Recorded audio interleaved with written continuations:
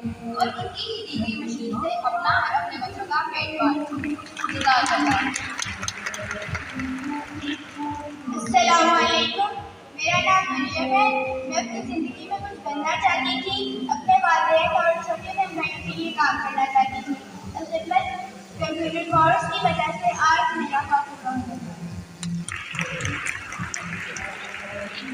अलखिदमत जहाँ तालीम और रोजगार का मौके पैदा करता है, वहीं बेसहारा और गरीब बच्चों की शादियों का भी बंदोबस्त करता है। आइए आसान काबिलियत में मुस्तफीद होने वाली एक माँ से मिलवाते हैं। अलखिदमत की दावत से अलखिदमत की दावत से मैं भी अलखिदमत की दावत से मैं भी अपने बेटों का फर्ज अदा करना चाहती हूँ। अलखिदमत ने मेरी माँ की मुश्किलात आसान कर दी।